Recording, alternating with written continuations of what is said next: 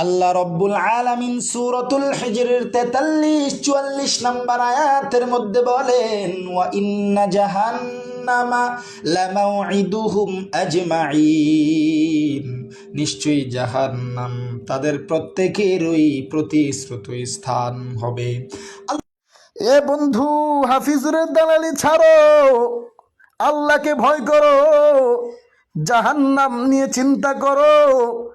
আল্লাহ তাআলার আযাব বড় কঠিন।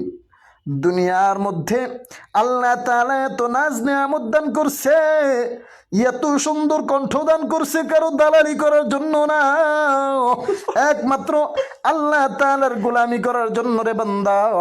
আল্লাহর সন্তুষ্টি লাভের জন্য, আল্লাহর সন্তুষ্টি লাভের জন্য কথাগুলো বলতে থাকো, দিনের কথাগুলো, মানুষের হেদায়েতের জন্য হেদায়েতের নিয়তে কথা বলতে থাকো। অমুকের সুর নকল করলে তুমি ভাইরাল বক্তা হয়ে যাবা, মার্কেট পেয়ে যাবা, বেশি বেশি মাহফিল পেয়ে যাবা। এই জন্য তুমি অমুকের সুর নকল কইরা বয়ান করো, বয়ান করো। ইখলাস নাই, ইখলাস নাই। ইখলাসের কারণে কিয়ামতের ময়দানে আল্লাহর কাঠগড়ায় তোমাকে হিসাব দেওয়া লাগবে। দুনিয়াতে দিনের কথাগুলো শোনাইছো কার জন্য? সেদিন তুমি বলবা আল্লাহ তোমাকে রাজি খুশি করার জন্য বলেছিলাম।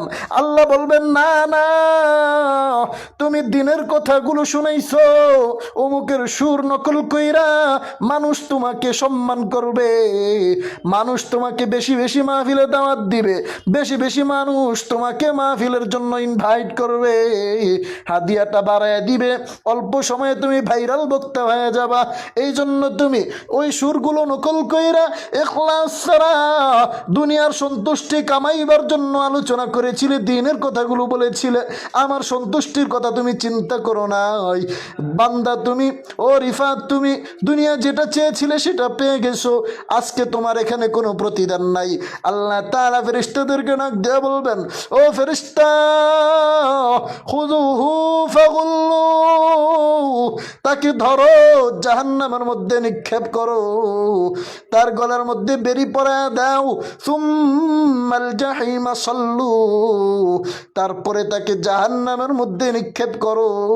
ও ভাই রিফাত, এই জন্য বলি কারো দালালি করার দরকার নাই, কারো সুর নকল করার দরকার নাই। আল্লাহ তোমার যে সুর দিছে ওই সুরটা নিয়ে সন্তুষ্ট থাকো। আল্লাহ তাআলা তোমাকে যে ইলম দান করেছে ওই ইলম নিয়ে ইখলাসের সাথে দ্বীনের বাণীগুলো মানুষকে শোনাইতে থাকো।